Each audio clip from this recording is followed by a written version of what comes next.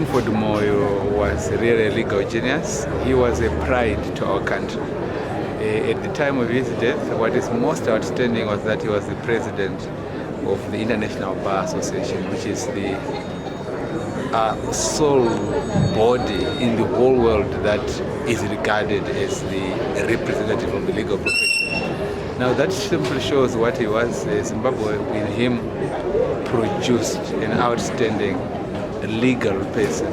The respect that the profession here in Zimbabwe has gets most of its foundation from people like Stanford. So we've lost a very forthright person, very professional person, very inspirational, and I think that it's important that his family be told that he is a special person, and in that they must feel very much consoled. They must be able to live without him by realizing that what they had and what they produced was an outstanding personality. For me, I know him personally, having worked at Scanlon Wilderness when I finished university in 1991. That was in December 1990. My first job, which was on 2 January 1991, was at Scanlon and Wilderness, where I worked under him. He was my boss. He's the person who introduced me into the legal profession. So we've lost someone who was quite foundational in terms of the legal profession. I think he has also a lot of things. Most of the companies in this country were chaired by him. He would be a member of the board. So he was able to put together the legal and the corporate framework. And so people in the corporate world now know that they can depend on lawyers for leadership. They depend on lawyers for understanding the intricacies of the business world. That is very rare quality. So for that, with the legal profession, must also be grateful for his contribution. I'm sure when you move around, people will look for lawyers even in these aspects. They no longer necessarily rely on accountants or economists or whatever. They will go to lawyers. Stanford Moyo is one such person who contributed immensely to that understanding. So he should rest in peace and let him go. Thank you. Comrade Moyo was really the lawyer of choice for many people. He has been a mentor and tutor for many young upcoming lawyers that went through his hands. He's an example of what I would call an African lawyer who joined a white law firm and rose through the ranks to become the chairman of the firm. That on its own is a remarkable achievement that very few of us have managed to achieve.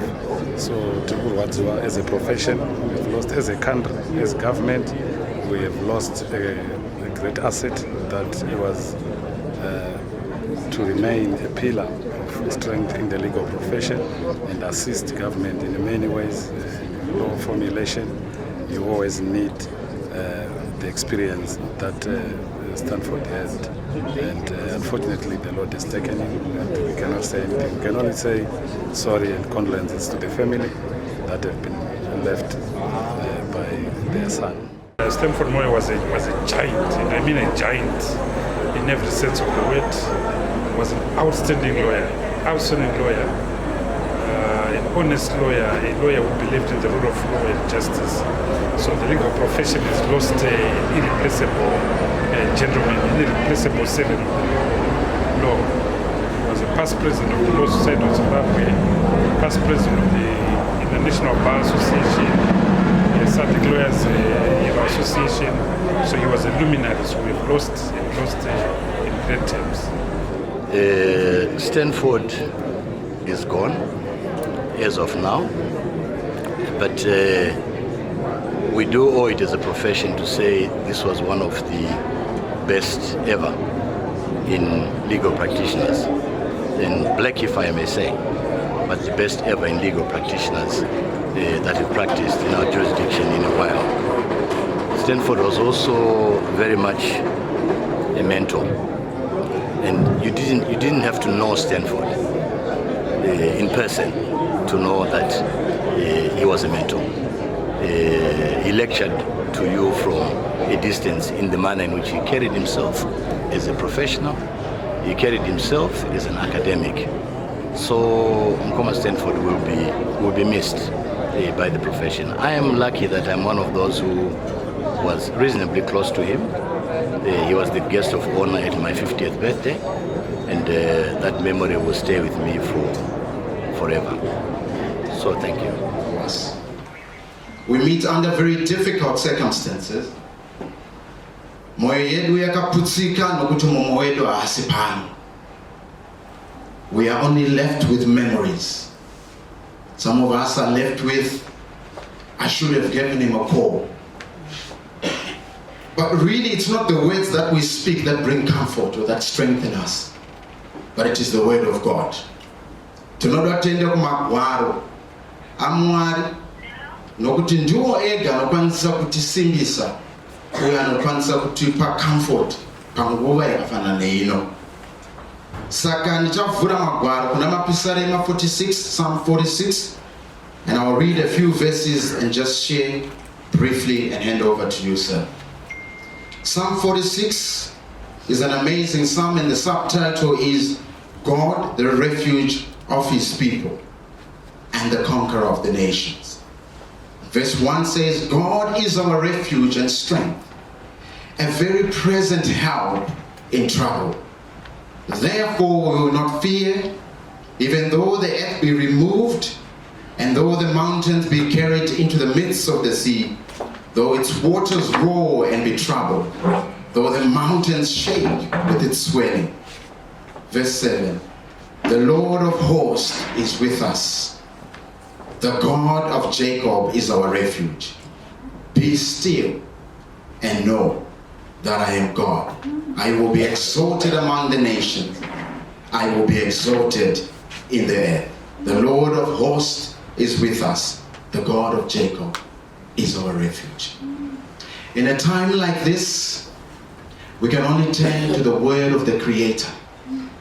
And we can only turn to his promises, which are yes and amen.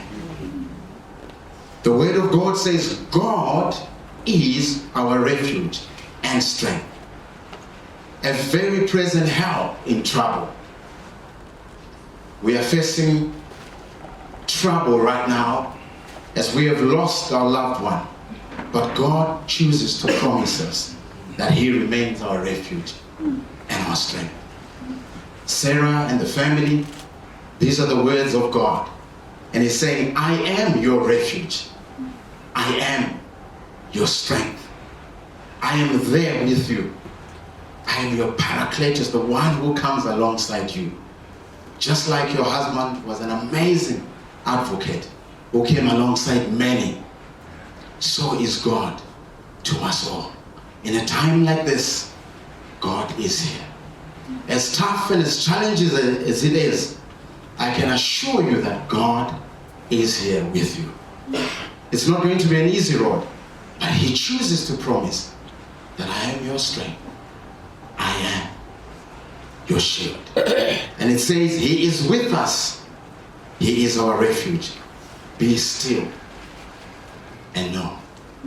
Let's come together in spirit and seek the strength and the words to celebrate and pay tribute to a life well lived, an incredible individual. I called him not Stanford, I called him Stan, and he had this habit of greeting me in the same way all the time. He would say, "Hello, Malus," with his booming voice. It has been an honor to call him my friend. To Stanford's family, to Sarah, the children, Batanai, Rufaro, and Makomborelo, to the Moyo families and the Mkono families. We share your pain, we share your grief. I offer you my condolences on behalf of so many friends that Stanford had. We are sorry for your loss. I had labored under the misconception that Stan was my only friend, that he had me as a friend only. It is because he treated me in a special way. He was a humble giant, an incredible astute and brilliant person.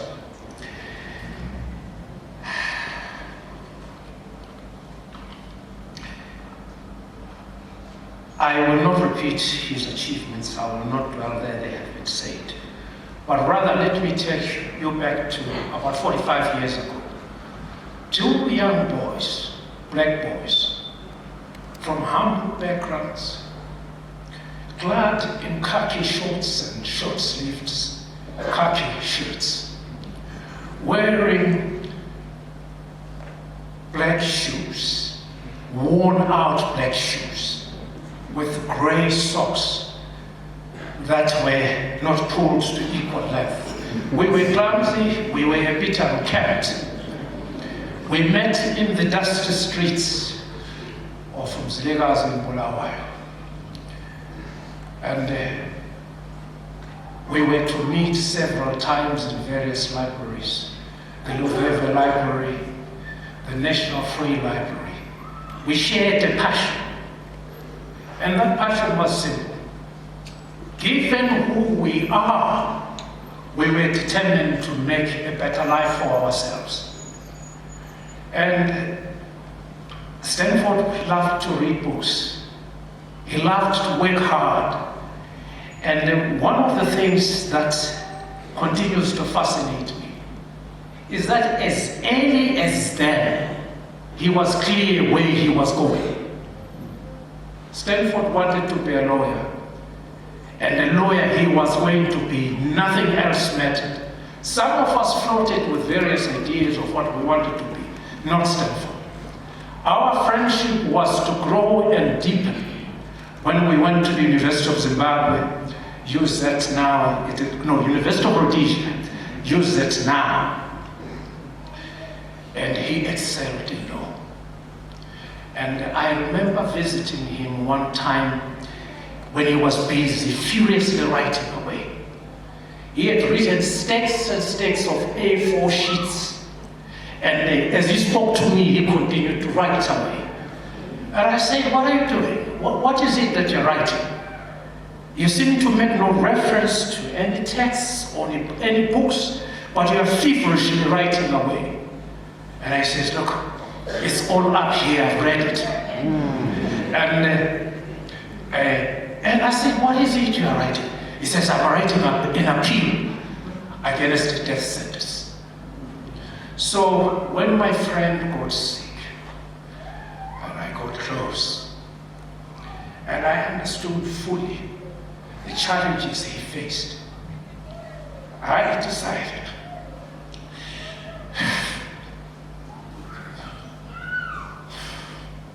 to write my own appeal.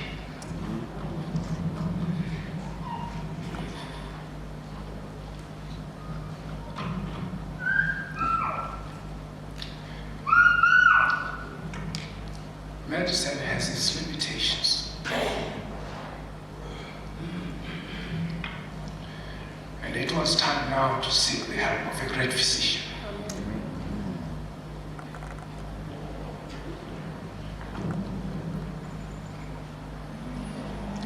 So yours truly goes on his knees and pleads and intercedes on Stanford's behalf. Because I know that the Lord above has interceded on my behalf several times, and he has used Stanford to change outcomes for me. It was time to give back in a small way what he has done for me for many years.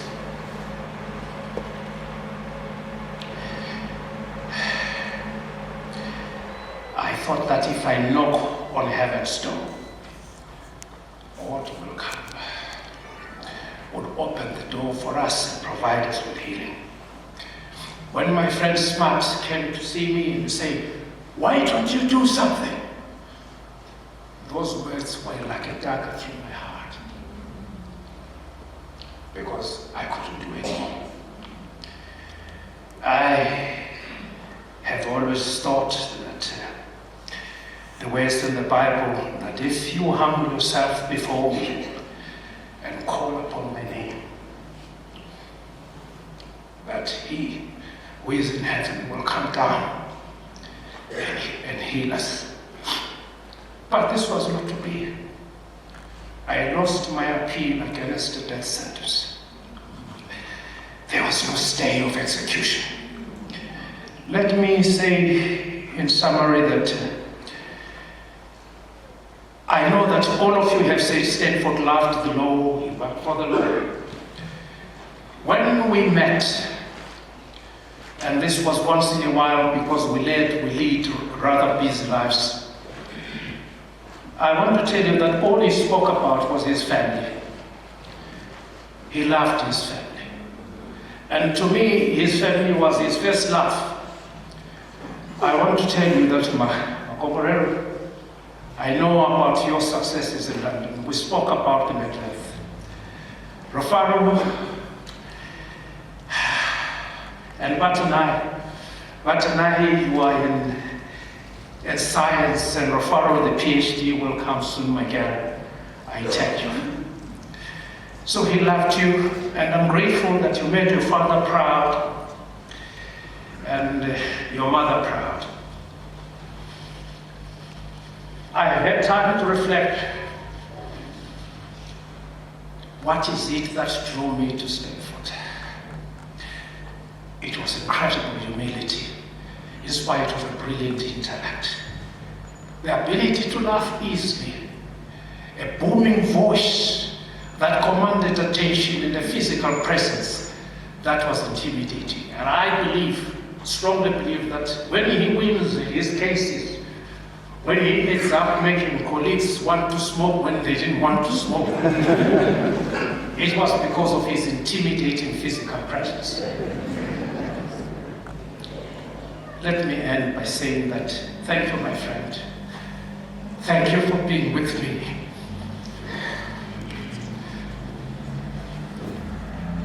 For you and me, there are no goodbyes.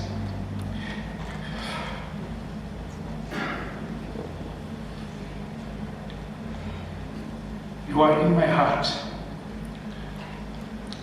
I'm sure you will recall the Shakespearean words that we used to read many, many years ago.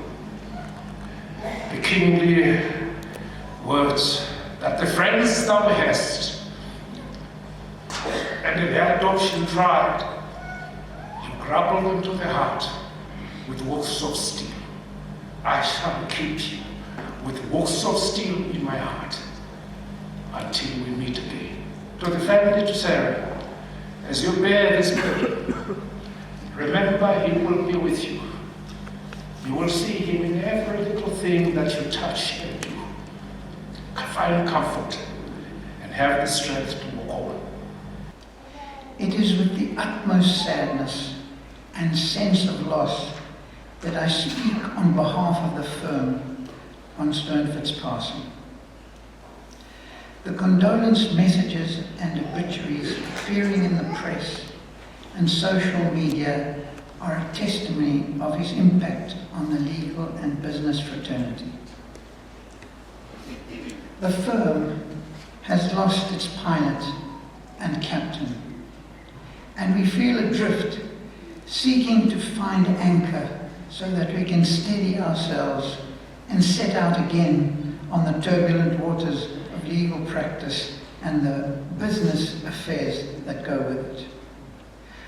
Whilst we miss him terribly and will continue to miss him as time goes on, we will remind ourselves of the legacy he has left us, what he stood for, and what he would expect us to continue with.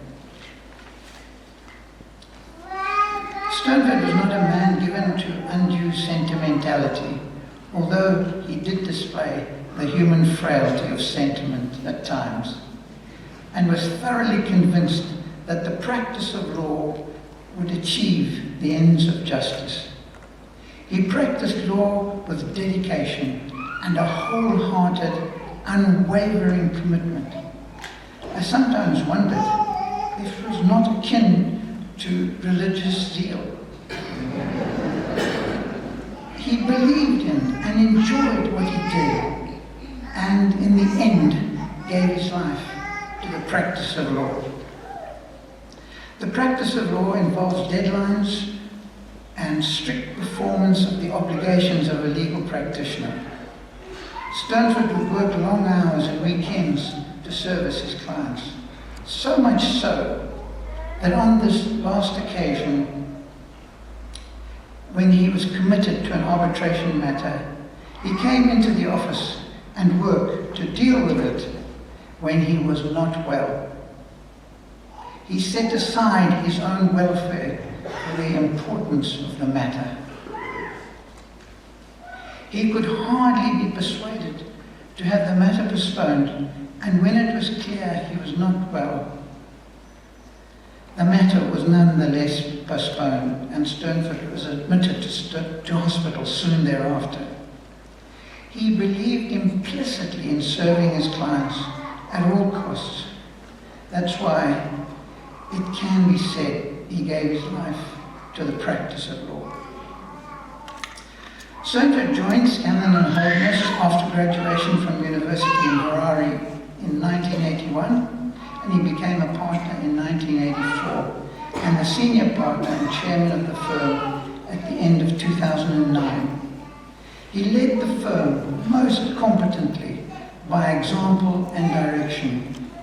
He encouraged the firm's involvement in its continuing legal education program within the firm and involvement with the international legal networks. To his fellow partners and staff, he was always fair and even-handed, although he could be firm and tough.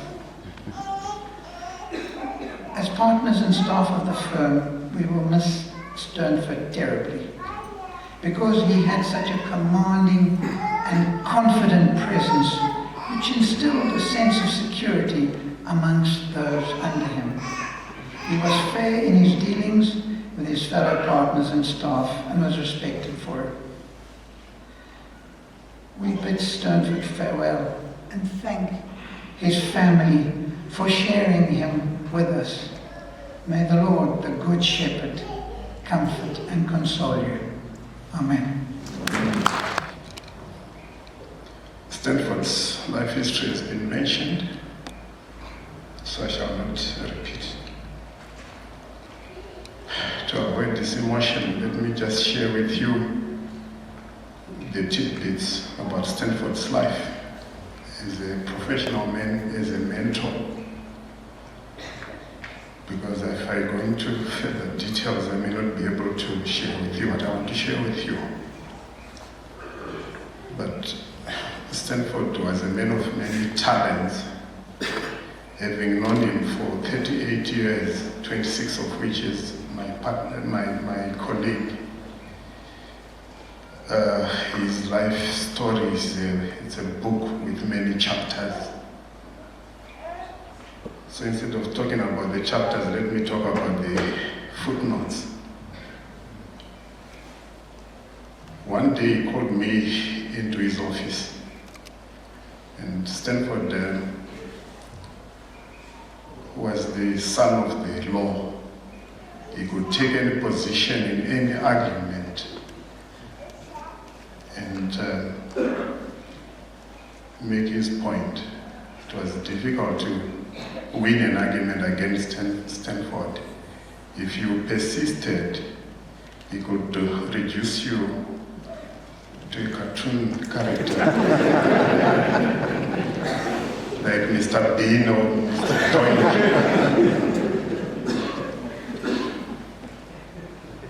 But this day he called me and I went into the office, and there he was,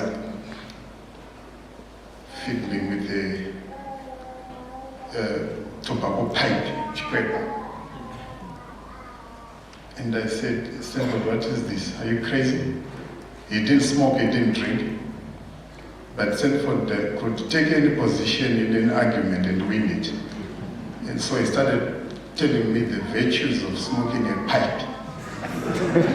Men of wisdom smoke pipes. Great men in history smoke pipes and cigars.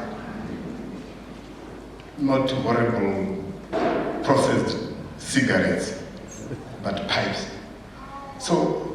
we argued about that nonsensical subject. Hours on end. And in the end, I thought it was a good thing to smoke a pipe.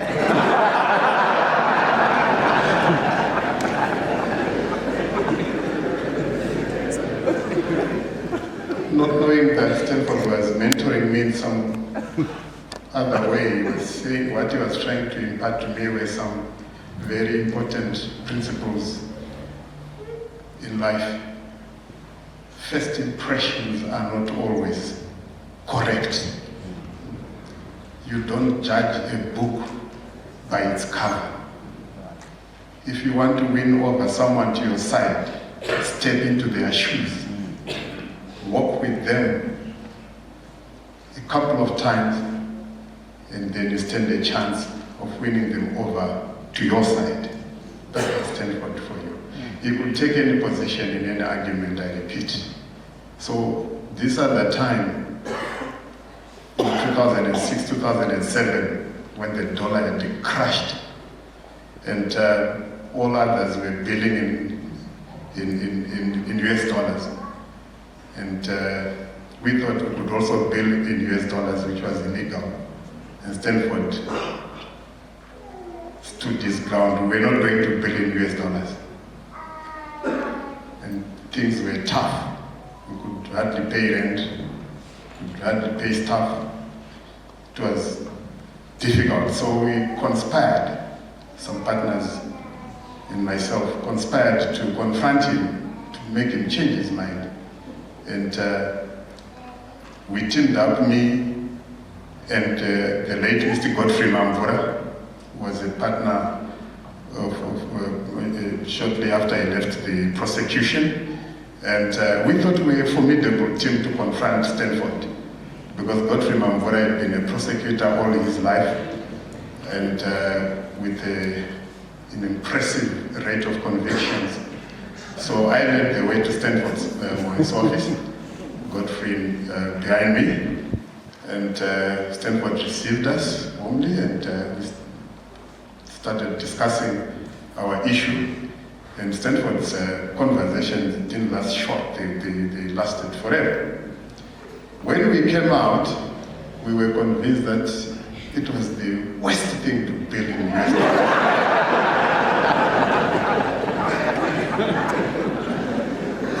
We had to find a way. We did. Ladies and gentlemen, I had written a huge, long speech to talk about Stanford. But I said, I tore it up and said that Stanford's life history is open for everyone. He was a man that you could throw into a sewer pond, but he would come out undefiled. He was a man of integrity.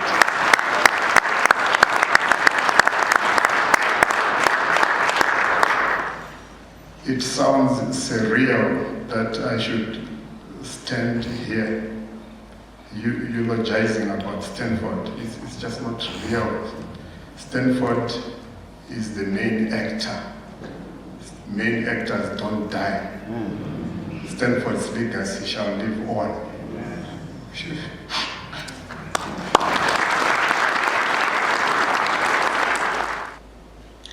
His tenure as Law Society president has been described by some as historic, as he worked towards a cause he truly believed in, defending human rights and the rule of law. Part of this work led him to receiving an award called the Walter Kamba Rule of Law award that our profession bestows on people who have performed outstandingly in the field of human rights and the rule of law. We have received many letters of condolence from all over the world, from the various legal platforms that he either led or interacted with, and they all give testament to his role as a great and revered leader.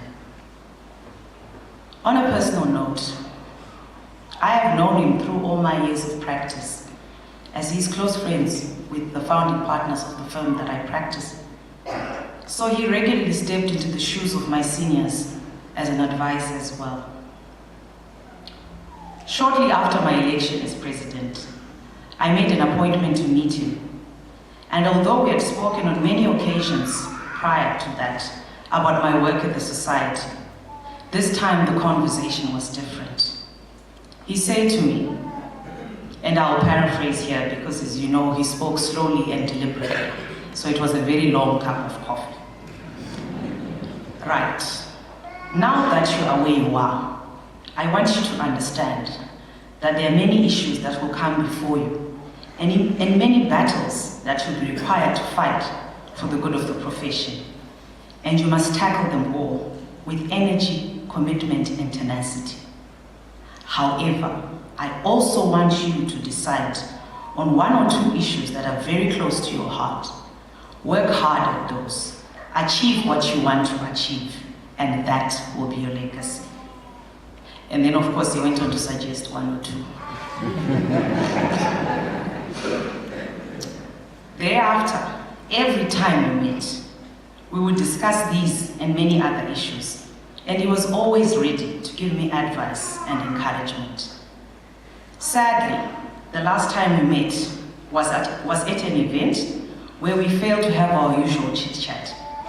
And as he left, he said to me, "I'm sorry we did not get time to talk.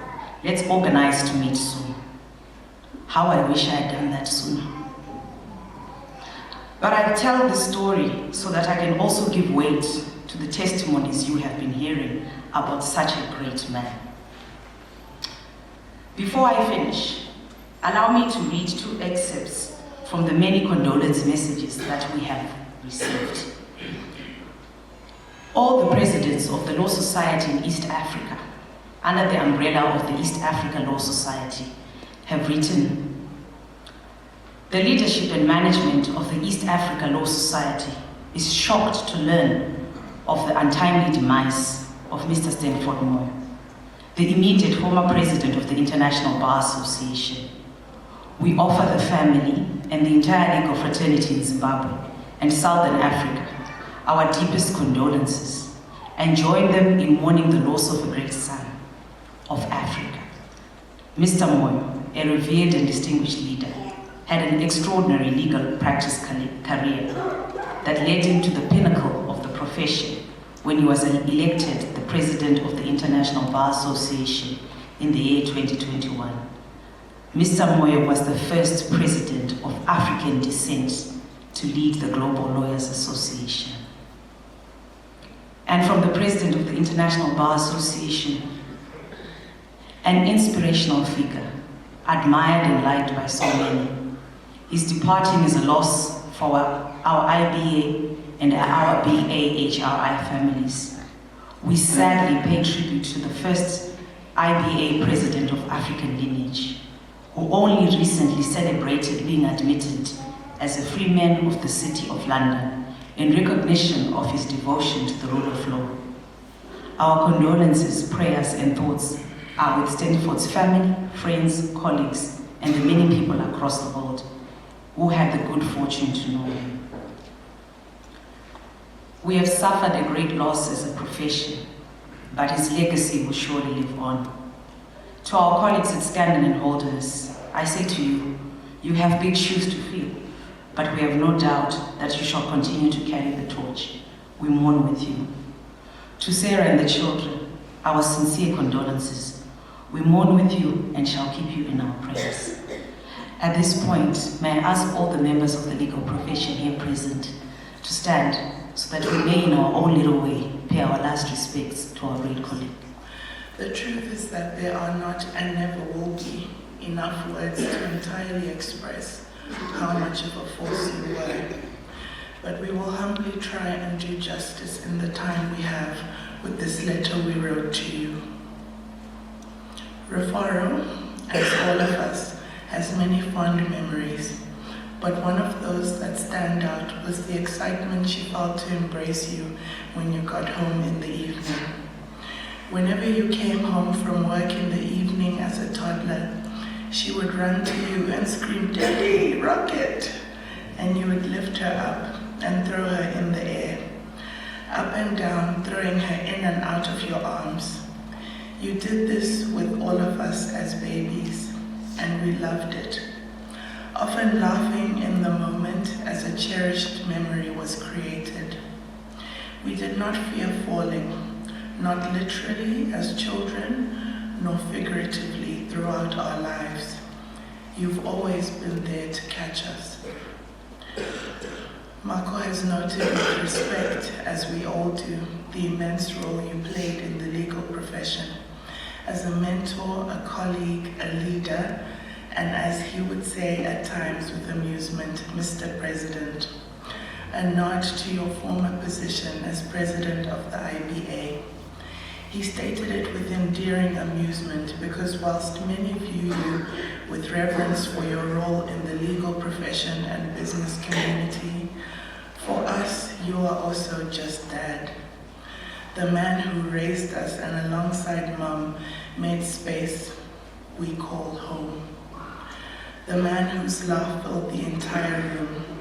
The man with the booming, distinctive and deep voice that brought comfort. You were truly, as many have said, a gentle giant. You were a big man with a big heart, a big career and a big presence. But he, as to all of us, admired your wisdom. You are a man whom many sought counsel from. It has been a privilege to have mentees and people who you taught come and recount to us how much you assisted and inspired them. You shared your intelligence and wisdom with an admirable humility. At the heart of it all, being a desire to serve people. And because of all your service and advocacy, your legacy will live on in those you impacted. Of all your wisdom, we cherish your emphasis on the importance of focus. We love to reflect and laugh about how you love to reference the eagle.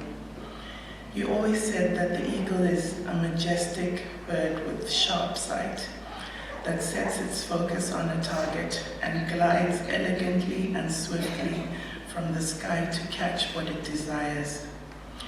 It is sound advice that has carried us well and will continue to do so. You were a loving man. As we reflected on all the things that we could say of you, the first that came to mind without hesitation is how much you loved us. You loved us a lot. There's no doubt how much you loved us. And though you wished one of us, or even all three of us, followed you into law, you came around and supported our passions and the paths we chose. You always wanted what was best for us, even when we could not see it. All your advice and even critiques came from the heart of a man who wanted nothing more than the best for his children and for them to flourish. Even when you did not understand, you lovingly accepted, cheered us on, and respected us for forging our own paths with the tenacity, ambition, and discipline you instilled in us. And if any of us are even just half as successful in our endeavors as you were in yours, we will truly make an impact. It is our wish to continue to make you proud and to emulate your kindness, strength, and loving nature. No occasion, celebration, or milestone going forward will ever feel complete without you. But we take comfort in the knowledge that you are with us in spirit, still always there to catch us as our guardian angel. We love you so much, Daddy. Rest well.